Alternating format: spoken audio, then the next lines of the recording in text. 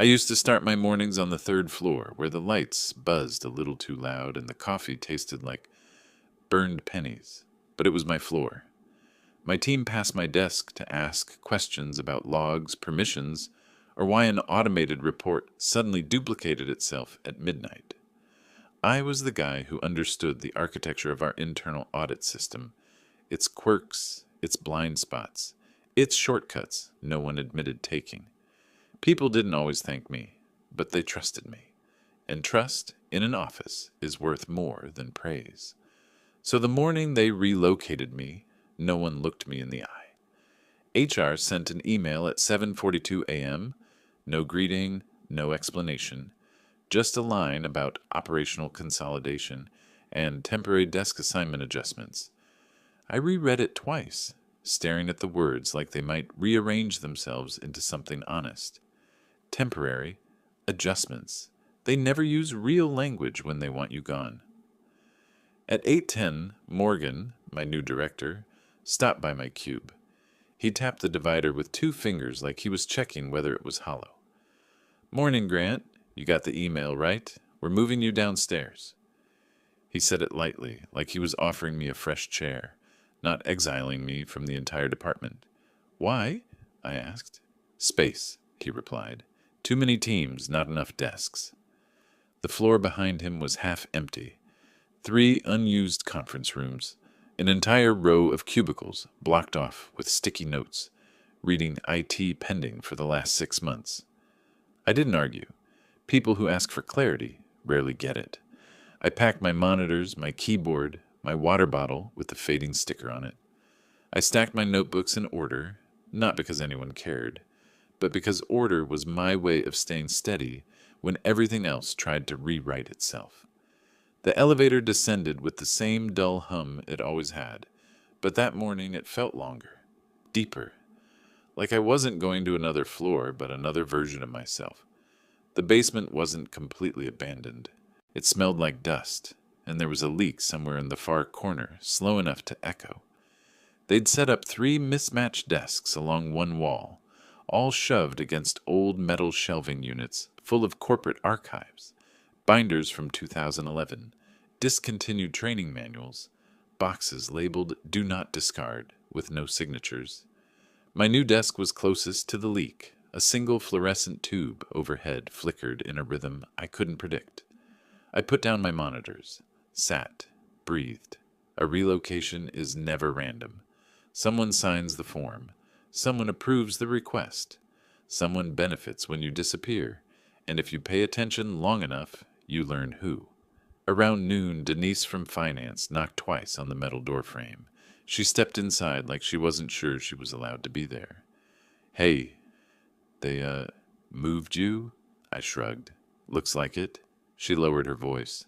"Morgan said something in the meeting this morning about streamlining oversight, something about access levels. Thought you should know. Streamlining oversight. Corporate language for removing the person who sees too much." "Thanks," I said. She hesitated. "It doesn't make sense. You built half the reconciliation scripts. If anything, you should be upstairs more than anyone." And that right there was the reason I wasn't.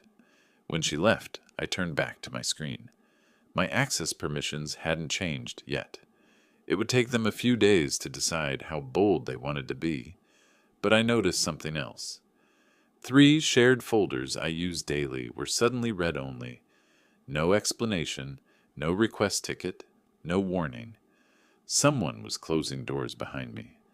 By 3 p.m., the basement was quiet enough that I could hear my own typing echo off the concrete. I pulled up the weekly activity logs on the audit prep system, just habit at that point.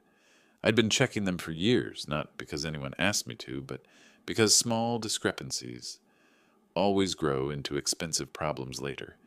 That afternoon, I saw one, a timestamp mismatch.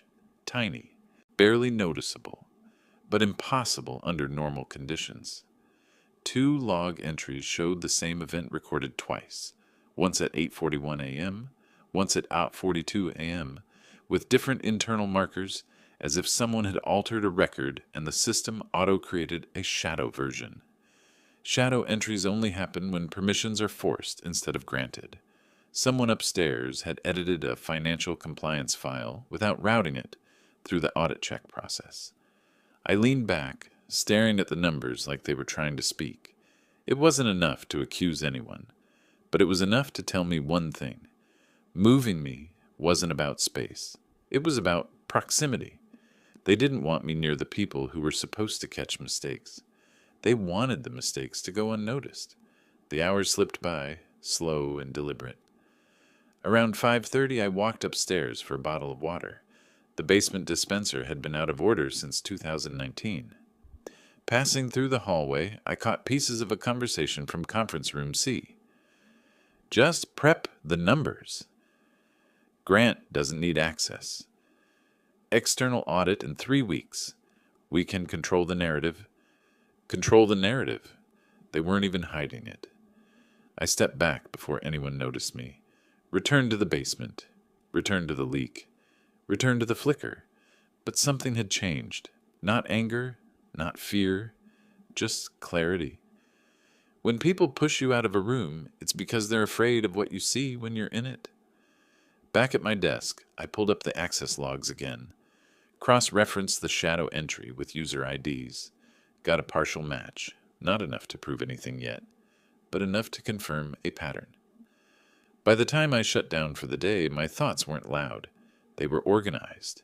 They'd moved me out of sight, isolated me, reduced me to a desk next to a leaking pipe. But the basement had one advantage the third floor never did. No meetings, no interruptions, no eyes watching over my shoulder, just silence. Silence is where the truth grows. I didn't know it yet, but the basement was the only place in the building where the truth didn't have to travel through them first. The first week in the basement felt like a bad joke that no one was brave enough to laugh at. People still emailed me like nothing had changed. Grant, can you pull last quarter's exception log? Grant, do you remember why vendor 3417 is flagged as manual review? Grant, can you check why this report won't reconcile? They typed my name the same way, but the tone changed. Shorter, colder, like they were afraid my replies might be monitored. On Monday morning, I tried something simple. I went upstairs, not to make a scene, just to see. The third floor looked exactly the same. Same plants slowly dying in the corner, same noise from the copy room, same screens glowing with spreadsheets and dashboards. The only difference was me not being there. I stopped by my old row. A new chair had appeared in my spot, still wrapped in plastic. Not a new employee, just a chair, a placeholder. Morgan spotted me as he stepped out of a meeting, tablet under his arm, lanyard swinging. Grant, he said, like he'd just remembered I existed. Everything okay in the new space? Basement's still attached to the building, so yeah, I said. I came up to ask about the read-only changes in the audit folders. His smile didn't move his eyes. Right, that. We're just tightening permissions temporarily. With the external audit coming, we want fewer hands in the cookie jar, you know? I'd been the one who built the access tree logic for that cookie jar. I don't adjust entries without written requests anyway, I said. So what exactly changed? Morgan shifted his tablet from one arm to the other. Look, Grant, external auditors will be reviewing specific subsets of data. Leadership decided it'd be cleaner if point-of-contact access flows through one channel. For now, that's me. Got it, I said. So if they have questions about system behavior, they'll go through someone who's never debugged it. He let out a short laugh that wasn't amused. You're great with the mechanics, he said, but we also need messaging, strategy. Don't worry. We'll loop you in if we need technical color. I'd heard that line before at another job. We'll loop you in always really meant stay where you are and don't ask again. Anything else? He asked. Yeah, I said.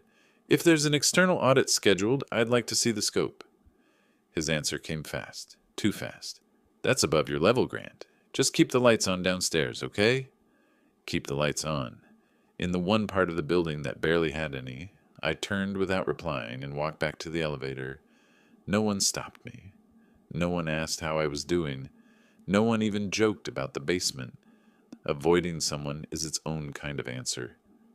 Back at my desk, I opened my notebook, not the digital one tied to our systems, my own, the cheap black one I bought from a drugstore on my lunch break years ago, the one with coffee stains and ripped corners. On a clean page, I wrote, Week 1, basement, relocation, space issues, lie, audit mentioned by leadership but not communicated formally. Permissions, 3 folders now, read only, Morgan. Messaging more important than mechanics. Sometimes you need to see the pattern on paper before your brain allows you to admit it. Around noon, a new kind of task started landing in my inbox. Subject. Quick favor. Subject. Can you just... Subject. Small thing. Grant, could you inventory the archive boxes on the back wall? We need a rough count. Grant, can you relabel the storage shelves? They're not aligned with new naming conventions. Grant, facilities asked if you could let the contractors in on Wednesday and stay with them while they're down there. None of it had anything to do with my job description. When you want to push someone out, you don't always fire them. Sometimes you just keep handing them things that don't fit their hands. By Wednesday, I'd spent 2 hours on hold with facilities about a broken ceiling tile, 30 minutes signing in contractors who never showed, and an entire afternoon moving boxes from here to almost here. At 5:15 that day, my phone buzzed. Denise. You still alive down there? She asked. Mostly dust at this point, I said. What's up? She hesitated, then lowered her voice, even though we were on the phone. I thought you should hear it from someone who doesn't talk in bullet points, she said. There was a leadership huddle this morning. Morgan presented the audit readiness status. He told them you're support only for this one. Support only, I repeated. His words? Pretty much. He said you've been struggling with bandwidth and better utilized on operational backlogs. I looked at the boxes stacked against the basement wall, each one labeled with a year and a smiley sticker like someone's idea of a joke. Funny timing, I said. There's more, she added. He assigned primary audit interface to Paige. Paige was smart, ambitious, and had been at the company 18 months. She also couldn't tell you the difference between a soft delete and a hard purge without checking the wiki. She agreed to that? I asked. Oh, she thinks it's a promotion, Denise said. New title incoming. Senior Compliance Liaison. I rubbed my eyes. You okay? Denise asked. I considered lying. Yeah, I'm great, or it's just a title. But if there's one place you shouldn't practice false messaging, it's your own head. I'm not surprised, I said finally, just updating my expectations. You know, if anything looks off in the numbers, you can still see it, right? She said. Your read-only is still read. For now. For now. Another phrase that never meant what people wished it did. Thanks for telling me, I said. I owe you one. You don't, she replied. You stopped a $600K billing error last year and made me look like a genius. Consider us even. When the call ended, I sat back and listened to the leak in the corner. One drop every few seconds. Steady, patient. I opened the system again and pulled up the activity logs for the last 10 days. If they were going to sideline me, I at least wanted to know what they were so eager to handle without my mechanics. I filtered by high-level users. Morgan, Paige, the CFO's assistant, 2 project leads. There again were those twin entries. Shadow actions, records touched and retouched without proper routing. Not many. Not yet. But always around the same cluster of accounts. Same department. Same clients. I started a private document in our internal knowledge base under a generic title everyone ignored. Archived system test cases. Inside that file, I pasted anonymized log IDs, timestamps, and notes in a language that looked like dry technical documentation to anyone who didn't know what to look for. I wasn't whistleblowing. I wasn't sabotaging. I was doing what I'd always done, documenting reality. They were the ones changing definitions and hoping the numbers stayed obedient. 2 days later, Paige visited the basement for the first time. She appeared in the doorway, blinking like her eyes needed to adjust to the lack of natural light. "Whoa," she said. "So you really work down here now?" "Apparently," I replied. "What's up?" She held a folder against her chest, fingers tight on the edge. "Morgan said I should pick your brain on some of the audit prep flags," she said. "He says you're still the best person to sanity check, but, you know, he'll handle the actual conversations." There it was again, my knowledge, their narrative. "Sure," I said. "Pull up a chair." For the next 40 minutes, we went through the audit checklist. I explained which fields never balance perfectly, which variances are normal, which ones should set your teeth on edge. She took notes, frowned, asked good questions. At the end, she closed her laptop. "Why aren't you the one in the meetings?" she asked quietly. "Because meetings are about stories," I said, "and I'm about numbers." She watched me for a moment, like she was deciding if that was the whole truth. It wasn't, but it was the part she could safely repeat upstairs. "Thank you," she said. "I don't want to screw this up." "You won't," I replied, "unless someone tells you to ignore something that doesn't feel right. That's when you'll have to decide who you work for, your boss or the math."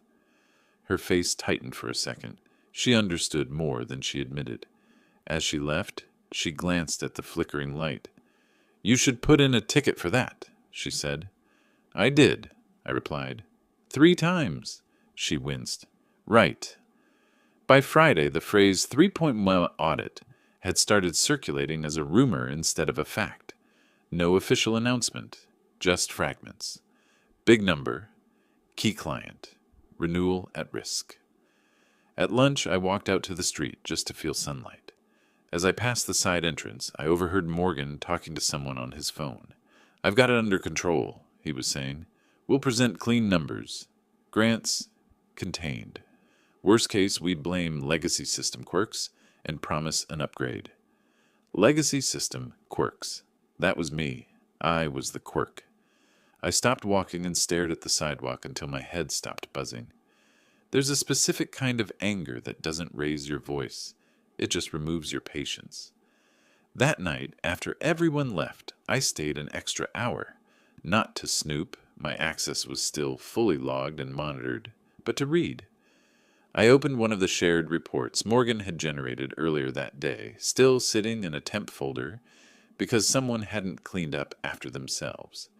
It was a preliminary variance summary for the upcoming audit. On the surface, it looked fine. Clean columns, neat graphs, professional labels. But the totals didn't line up with the raw data I knew by heart. It wasn't obvious. You'd need to know which subledger feeds, which table, how rounding rules apply, which transactions are excluded by timestamp windows. It was the kind of discrepancy you could explain away in a meeting if no one in the room knew what to ask. On row 47, there was a gap, a batch of transactions simply skipped, not deleted, not rerouted, just cut from the story. I cross-checked the batch ID with last week's logs. That's when I saw the link. Every shadow entry I'd marked in my fake test document pointed, directly or indirectly, at the same group of accounts. The same cluster that was now missing from the pretty summary. My hands went cold on the keyboard. This wasn't sloppiness. This wasn't someone accidentally saving over a file. This was deliberate. I sat there in that flickering basement light, staring at the numbers that somebody upstairs desperately wanted to message away, and something in me finally stopped giving people the benefit of the doubt. They hadn't moved me downstairs because I was in the way. They moved me downstairs because they thought I'd stay out of the way. But that night, looking at that carefully edited report, I realized something important. They were building their whole story on top of the one person they'd just buried under a leaking pipe. And the worst part, for them, not for me, was that the system still remembered every line they tried to erase. I closed the report. Saved nothing. Changed nothing. Not yet. I turned off my monitor, listened to the echo of the basement door clicking shut behind me, and walked up the stairs knowing one thing clearly. I wasn't the problem. I was the witness. and that was the moment I realized what they were hiding, though I still didn't fully grasp how much it would cost them when the 3-1 audit finally arrived. There's a moment in every long problem when the noise stops. Not because the problem is solved, but because you finally see its shape. For me, that moment came the Tuesday after I found the first missing batch. I woke up before the alarm, made coffee without tasting it, and drove to work earlier than usual, not to impress anyone, but because I needed the building empty. Silence is a tool when you know how to use it. The basement light flickered as always when I unlocked the door at 7:05 a.m. Only this time, I didn't sit down right away. I walked to the back shelves, pulled down an old binder labeled Audit Prep 2019-2020, and set it on the desk. It wasn't nostalgia, it was context. The company had gone through a similar external review back then, messy but survivable. And I remembered something about that period. The system's reconciliation module had been patched, temporarily, to handle a backlog. That patch was supposed to have been rolled back. The discrepancies I'd found, they looked exactly like the ones that patch used to generate. Either someone resurrected old code without telling anyone, or they were using the legacy behavior as cover to hide something else. I pulled up our internal version control logs. Nothing obvious, no recent merges, no patch activity. Either whoever did it hid the change manually, or they didn't touch the module at all, which meant the numbers weren't being altered at the system level. They were being fed altered data, a different problem, a bigger one. Data doesn't misplace itself. People misplace data. By 8:00, I had 3 windows open, transaction logs from the last 8 weeks, variance summaries from Morgan's folder, a personal spreadsheet mapping which users touched, which accounts I didn't manipulate anything, didn't rewrite, didn't export, just traced. When you strip all the noise away, patterns stop hiding. The truth was simple. Every shadow entry pointed to the same handful of accounts. Every missing batch pulled numbers from the same region. Every discrepancy happened within the same 2-hour window on Wednesdays. Accident? Not a chance. Someone upstairs wasn't just preparing for the 3.1 audit. They were building a narrative for it, editing out the messy parts, compressing the risk, making it clean. And the part they underestimated was that audits don't break systems. They reveal them. At 10:14, I got an email from Morgan. Grant, please compile an internal activity summary for last month.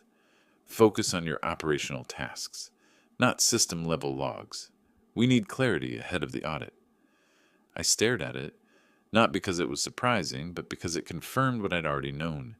He wanted a record showing I'd done nothing but basement chores. Nothing technical, nothing meaningful, a justification for sidelining me. I replied professionally, "We'll send by end of day. Need to finalize a few notes." I didn't lie. I would send something, just not the kind of summary he expected. Around noon, Paige showed up again. She hovered in the doorway, looking less confident than last time. "Got a minute?" she asked. "Sure?" She stepped inside, wringing her hands slightly. "Did you notice anything strange in the variance roll-ups last week?" she asked. Numbers looked too smooth. That wasn't the question of someone trying to climb a ladder. That was the question of someone realizing the ladder might not be attached to anything. I motioned to the chair. "What part looked off to you?" I asked. She hesitated, then opened her laptop, showed me a filtered list. 3 clusters of numbers that were too perfect, too consistent, too aligned with projections instead of reality. She whispered, "Morgan said these were rounding defects. That happens, right?" "Rounding doesn't fabricate patterns," I said. "It exaggerates or trims them, but it doesn't rewrite them into straight lines." She swallowed. She knew. She just needed someone else to say it out loud. She asked quietly, "Should I push back?" I kept my voice even, not to protect her, to protect the truth. "If something doesn't feel right," I said, "don't vouch for it. You don't need to accuse anyone. Just don't put your name on numbers you can't defend." Her shoulders loosened a little, like she'd been carrying a weight she couldn't name. "Thanks," she said. "I didn't want to ask anyone else. They all act like this is normal. It's not normal, I said. It's convenient. Before she walked out, she looked back at the fluorescent light. I hate that you're down here. I don't, I said truthfully. She frowned. Why? Because no one watches the basement. She didn't answer that, but she understood it. After she left, I closed my eyes for a moment, just breathing. Not tired, focused. There's a strange kind of peace that settles in once you stop hoping people will do the right thing. When you start preparing for what happens when they don't. By 3 p.m., I had charted every shadow entry, every mismatch, every missing line. Not to expose anyone, not even to protect myself, but to understand the story they were trying to force the audit to tell. And here's what I realized. The 3.1mm number wasn't the problem. It was the excuse. Someone had made decisions months ago, shifting costs, delaying recognitions, misclassifying vendor reimbursements. Maybe to hit targets, maybe to impress leadership, maybe just to keep a bonus intact. Whatever the motive, the math didn't care. Math never stays buried permanently. The more I traced, the more obvious it became. The mess wasn't small, and whoever tried to hide it wasn't skilled enough to erase the forensic trails. By evening, I'd created a clean, factual internal timeline. Dates, users, data inconsistencies, log behaviors, system reactions, cross-references across access layers. All plain, all true, no accusations, no emotion, only facts. I saved the document into that same harmless-looking knowledge base folder, archived system test cases, hidden in plain sight, protected by nothing except boredom. No one in leadership would ever open something with a name that dull. That's why I used it. At 6:11, the building emptied out. The basement went quiet again. I leaned back in my chair, stared at the ceiling, listened to the water drop from the leaking pipe, and I finally felt it. Not anger, not frustration, just understanding. They thought they'd buried me, hidden me, cut me out, but they'd done something else entirely. They'd given me the only vantage point in the company that wasn't part of their story. Upstairs, everyone rehearsed answers. Down here, everything simply was. I shut my laptop, packed my notebook, turned off the lights. On my way out, I glanced back at the room, the shelves, the boxes, the flicker. That ugly basement was the one place in the entire building where their narrative had no oxygen, where truth didn't need permission, and I walked up those stairs with a calm that felt almost eerie. Not confidence, not triumph, just certainty. They thought they were controlling the audit. They had no idea the audit was already writing itself. The morning of the audit felt normal. That's what made it unsettling. No warnings, no emergency emails, no sudden all-hands meetings, just quiet, slow footsteps above me, the sound of printers warming up, and the building pretending everything was fine. I came in early, around 7:28, not because anyone asked me to, but because I'd learned that the first 30 minutes of the day reveal the truth more than any meeting ever will. People hide things in conversation, but they forget to hide them in routine. At 8:03, the audit team arrived. 3 people in gray jackets with the kind of posture only 2 types of people have, law enforcement and auditors. They headed straight to the 3rd floor. Expected. Paige texted me at 8:17. They're here. Morgan's acting like he rehearsed this in the mirror. I typed back, just answer what you know. Nothing more. She replied with a simple, okay. Not confidence, not fear, just awareness. At 8:40, I started receiving the first system pings. Nothing unusual, just the automated requests the audit module sends when external credentials access certain data sets. Most employees don't even know those pings exist, but I knew their rhythm. I knew how the system should behave, and almost immediately I saw something wrong. The auditors were requesting the variance roll-ups, then transaction clusters, then high-risk vendor segments. The system should have returned Morgan's curated summaries. Instead, it bypassed them. Not by sabotage, by design. Here's the part no one upstairs ever understood. The audit prep system doesn't trust people. It trusts logs, and the logs obey their own hierarchy, not whatever folder Morgan decorated for show. The moment the auditors authenticated using elevated access credentials, the system defaulted to full integrity mode, ignoring summaries, ignoring selective exports, pulling raw data directly from the reconciliation layer, meaning the auditors were now seeing everything, every shadow entry, every missing batch, every timestamp anomaly, every manually edited variance, everything Morgan tried to bury under his strategy. By 9, the activity in the system spiked. The auditors were digging faster than expected. At 9:07, I saw the first flag appear, an internal consistency deviation alert I hadn't seen triggered in over 2 years. At 9:11, a second one. At 9:13, 3 more. And then 9:14 a.m., the audit module escalated automatically, not to Morgan's inbox, not to senior leadership, but to the system integrity queue, a fail-safe designed years ago for cases exactly like this.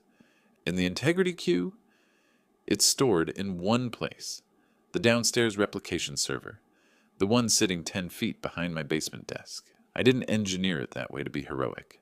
I engineered it that way because redundancy protocols require a physical separation between primary access, third floor, and integrity storage, basement.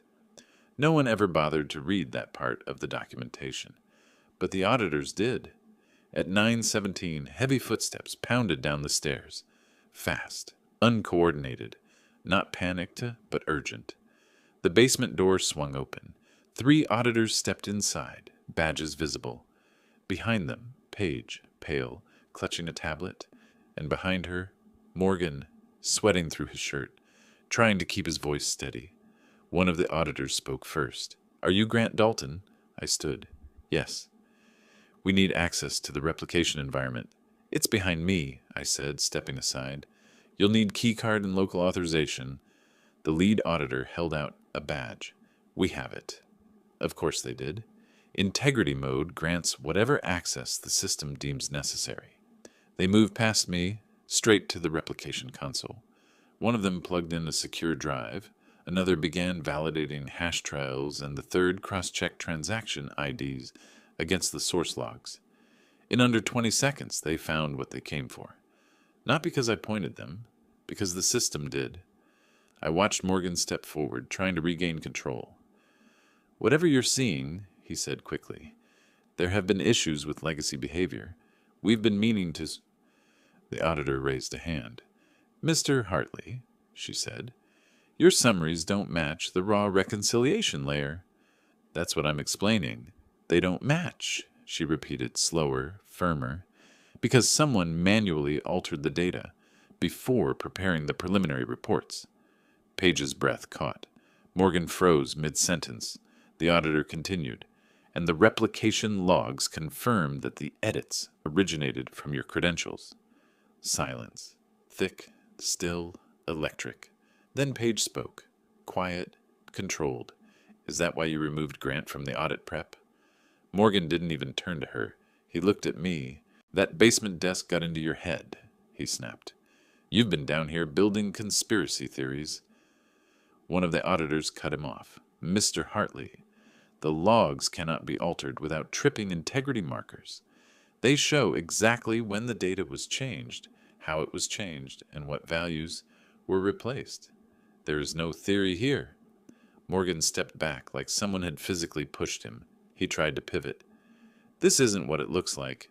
We prepared summaries, clean ones, because we needed consistency for the client. None of this is malicious." The lead auditor closed her laptop slowly. "Consistency is not the same as accuracy." His face reddened. "You don't understand internal pressures." "We understand audits," she said. Upstairs, someone yelled. A door slammed. Footsteps rushed toward the stairwell. The chaos was spreading floor by floor. The auditors turned back to me. "Mr. Dalton," the lead one said evenly, We'll need your assistance reviewing the integrity queue. You're the listed architect." Morgan exploded. "He's not part of this audit. He's support level. He doesn't have the authority."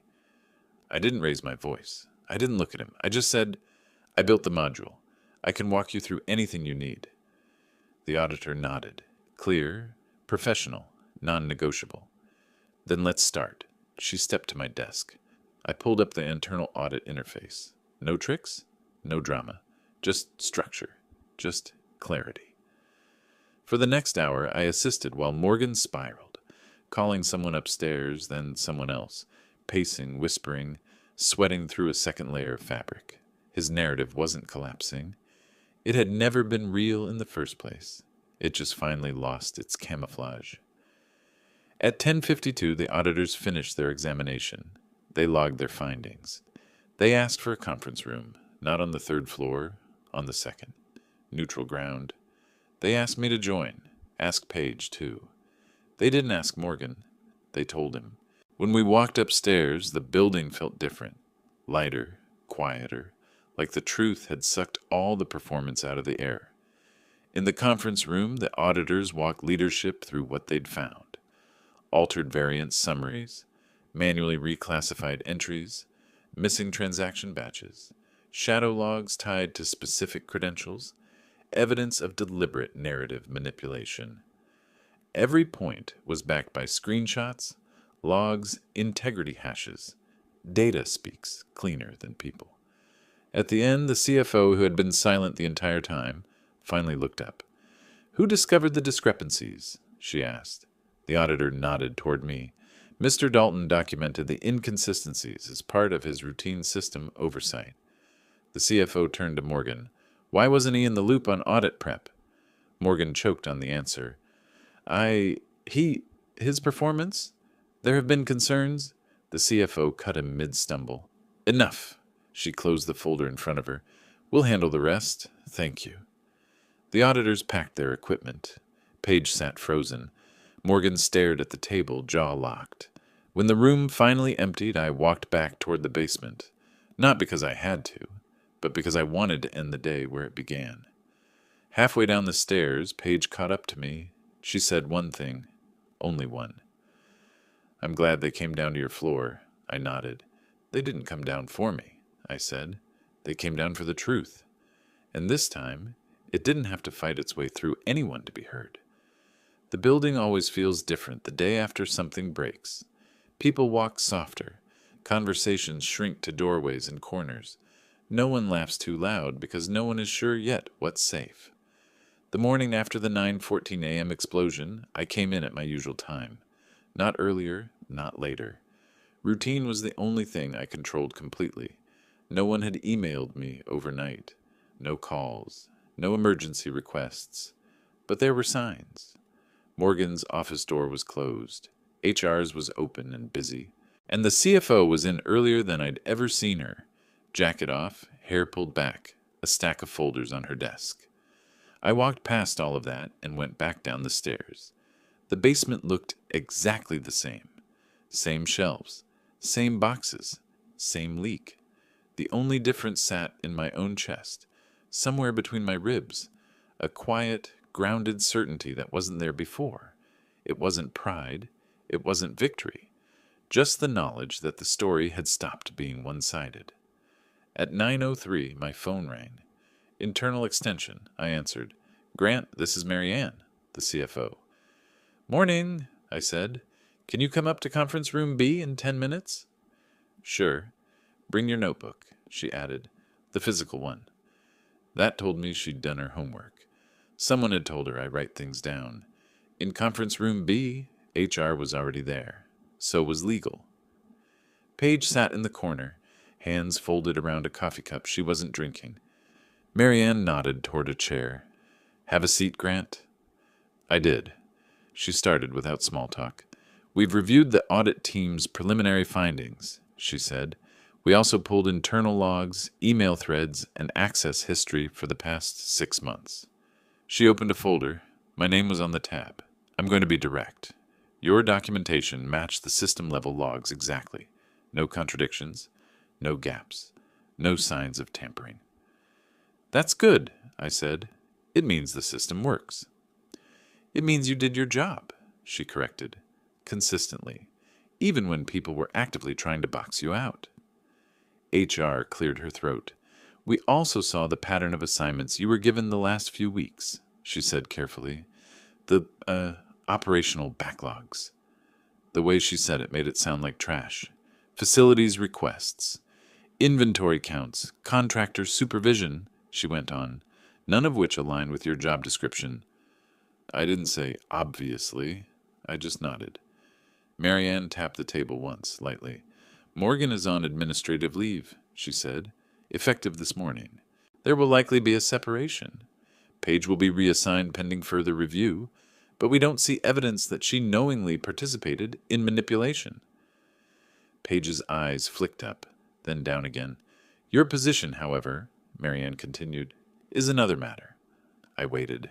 You are the only person in this building who both understands the audit prep architecture end to end and has a documented habit of telling the truth even when it isn't flattering, she said. That combination is rare. She slid a folder toward me. Internal controls and systems integrity lead, she said. Different reporting line, different compensation band, different seat, not in the basement. I didn't reach for the folder immediately. You're offering a promotion because you almost lost a client, I said, not because you suddenly value what I do. She didn't argue. Both can be true, she said. We needed a failure to see how exposed we were. But that doesn't change the fact that you held the only clean line in this thing. HR shifted in her chair. We understand if you're hesitant, she added, given how you've been treated. I thought about that word, hesitant. It wasn't quite right. I wasn't hesitant. I was deliberate. If I take this, I said, I don't go back into the same structure with a shinier title. I want conditions, clear ones. Marianne raised an eyebrow. Go on. First, I said, systems integrity reports don't root through a single person before they reach you. Not through Morgan's replacement, not through anyone. You see what I see at the same time. Agreed, she said without pause. Second, I continued, any audit involving system behavior, internal, external, doesn't matter, includes me from day zero, not as support, as architecture lead. I don't want to clean up stories after they're written. I want to be there when we decide whether to tell the truth. Another small nod. Third, no more basements. That earned half a smile from Paige, despite the tension. Marianne didn't smile. You'll have an office on two, she said. Glass. Close enough that people see you when they walk in. That a problem? It's fine, I said. Just don't put me on a poster. HR scribbled something in her notes. Marianne slid the folder closer. Look it over, she said. We can adjust some details, but the core is there. Salary, title, reporting line. Effective after the audit concludes formally if you accept. I opened it briefly. The numbers were better than I'd expected. Not life-changing, but respectful. This audit, I said. How bad is it? She exhaled. We'll survive, she said. But there will be remediation, controls, governance, some uncomfortable conversations with the client. They're less angry about the mistakes than they are about the attempt to dress them up. People don't like being lied to, I said. Neither do numbers, she replied. There was a quiet beat. Everyone in the room heard what hadn't been said out loud. Morgan hadn't just broken the rules. He'd broken the one unspoken agreement that keeps companies from collapsing. The one where you don't set fire to the truth and then ask everyone to warm their hands on the smoke. I have one more condition, I said. Marianne waited. I don't want to be in the room when you deal with him, I said. Morgan, I don't want to sit as a witness or a prop or your example. I've done my part. That's reasonable, she said. You won't be involved. She stood. Take 24 hours, she added. Think. Give us your answer tomorrow. I don't need that long, I said. I'll take it. HR and legal both looked mildly surprised. Marianne didn't. You're sure? She asked. Yes, I said. This role lets me do what I already do. Just with fewer people trying to move my desk first. She nodded once. Then welcome back upstairs, she said. We'll finalize paperwork by end of week. For now, stay where you are. The auditors may still need you in the replication environment. The meeting ended. Chairs scraped, papers shuffled. As I walked out, Paige caught up to me in the hallway. Grant, she said, stopping me, I'm sorry for all of it, for not asking more questions sooner, for being okay with you in the basement as long as it meant I was upstairs. You did ask questions, I said, when it mattered. Too late, she replied. Late is better than never, I said. Just don't ignore that feeling next time. She nodded, eyes glassy. They told me you were difficult, she said, that you overcomplicate things. I do, I said. For people who like simple lies. That drew a small, honest laugh out of her. Congrats on the new role, she added. It's just a new angle on the same job, I said, making sure numbers say what they actually are. Back in the basement, I sat at my old desk and looked around carefully, like I was seeing it for the first time. Same ugly walls, same humming server, same flickering light, but it didn't feel like a punishment anymore. It felt like a chapter. I opened my black notebook to the last page I'd written. Week 1, basement, relocation, space issues, lie, audit mention not formal, permissions restricted, Morgan, messaging, mechanics. Underneath, I added, Week 4, audit, system integrity queue triggered at 9:14. Auditors followed the logs, not the narrative. Morgan exposed by his own edits. Basement, vantage point, not exile. Then beneath that, next. Different floor, same job. No more pretending numbers or feelings. I closed the notebook. That chapter was complete. In the days that followed, the company shifted. Not dramatically, not overnight, but noticeably. Morgan resigned to pursue other opportunities. The official email was polite, vague, and shorter than people expected. No fanfare, no montage of achievements. Just a timestamp and a period. Rumors flew for a week. Then they settled. They always do. Paige moved to a risk team under someone who actually read reports instead of rewriting them. She sent me the occasional ping, asking, "Does this look right?" And slowly, her own instincts sharpened. The auditors issued their final report. It wasn't a death sentence. We got hit with control deficiencies, a remediation plan, and a stern paragraph about data presentation practices. That was the pretty way of saying, don't ever try that again. We kept the 3.1 Melper relationship, barely. The client's rep came in for a meeting once the dust settled. I wasn't in the room, but I heard secondhand what he said before he left. We'll accept mistakes. We won't accept theater. Good. Theater belongs on a stage, not in a ledger. 2 weeks later, my new office on the second floor was ready. It wasn't big. It wasn't impressive. But it had a door that opened both ways and a window that faced the entrance. People could see me when they walked in, not to intimidate them, to remind them that systems have memory. On my first day upstairs, I carried one box, just one, 2 monitors, my keyboard, a photo of my parents on their porch, and the black notebook. The basement didn't get offended when I left. It stayed what it had always been, a quiet room with a leak. Around lunchtime, Marianne stopped by. She leaned against the doorframe for a moment. "Does it feel different?" she asked. "Not really," I said. "Same numbers, different ceiling." She smiled faintly. "I've asked HR to update your job profile," she said. "The old one described you as a technical support resource." "What does the new one say?" She glanced at her phone. "Responsible for ensuring system behavior remains aligned with documented policy, even when human behavior doesn't." "That's wordy," I said. "It's accurate," she replied. She took a step back. "By the way," she added, "we're rewriting our internal audit documentation. The external team suggested we highlight the structural separation between operational control and integrity oversight." "Because of the basement server," I said. "Because of you in the basement," she corrected.